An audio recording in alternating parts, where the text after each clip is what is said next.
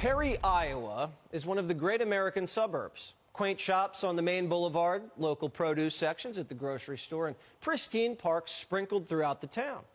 It reached a golden era in the 60s and 70s when Tyson Foods opened up its pork factory and revolutionized the town's economy.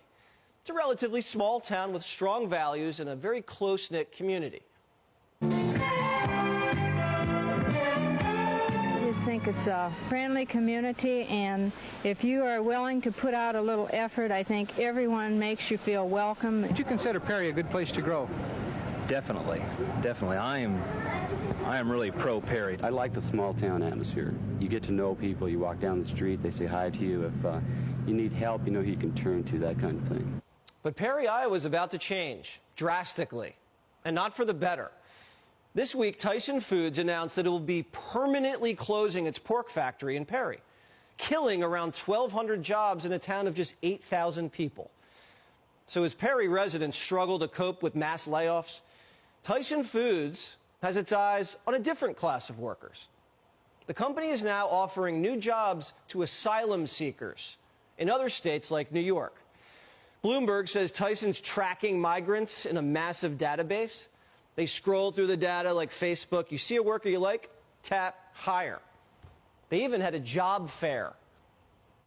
So you were at a Tyson fair in New York City not so long ago where Tyson was basically making this pitch. What did you observe when you went there? They created a database for these new asylum seekers in New York City. So these people would come in, they'd learn a little bit about the company, and for the most part, Tyson had already gone through their various details of their application. And so many of them, 17 the day I was there, and then another 70 a couple weeks later, went off to Tennessee to go start their new jobs as Tyson production workers. Oh, and the jobs come with perks, not just health insurance.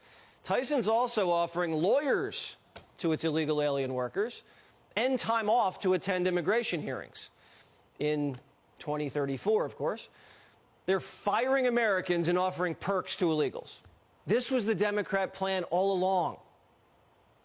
Well, first of all, let's just say we are a nation of immigrants. 460,000 open jobs today. Wow. I have 5,000 farm jobs that I need filled so we can plant the crops. Vegetables would rot in the ground if they weren't being picked by many immigrants, many illegal immigrants. You see, even in Florida, some of the farmers and the growers saying, why are you shipping these immigrants up north? We need them to pick the crops. We reached out to Tyson for comment, and they said they have a very diverse set of employees, and they're proud of it. Ohio Senator and author of Hillbilly Elegy, J.D. Vance, joins us now. I didn't think it was legal, Senator, to axe American workers and hire en masse illegal aliens. Well, it shouldn't be, Jesse, and we're certainly going to look into whether we can change that, assuming Tyson is operating legally, which we don't even know if they are. We don't know the details of this. All we know, Jesse, is that they are firing American workers and hiring illegal aliens to replace them. This is the entire point of illegal immigration, and Republicans, we've got to hammer this point home.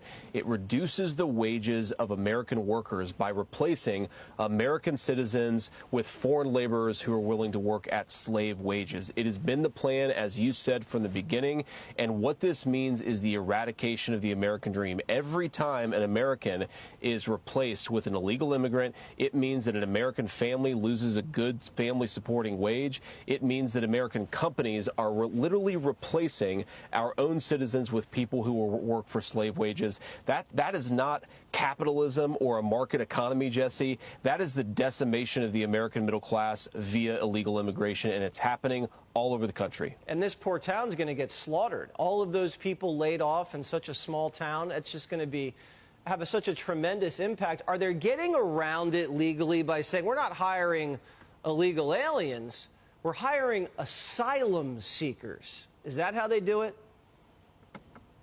Well, that's one of the ways that they do it, Jesse, and we know that the Biden administration has made it easier to basically pretend that economic migrants are asylum seekers. It's one of the reasons why we have to change our asylum laws in this nation. But, Jesse, think about how much of a contrast this presents between the Trump economy and the Biden economy. If you go back to the Trump economy, you had American jobs going to American workers. You had wages rising. Under the Biden economy, you have those American workers getting fired and replaced with foreign labor. This is not an exaggeration.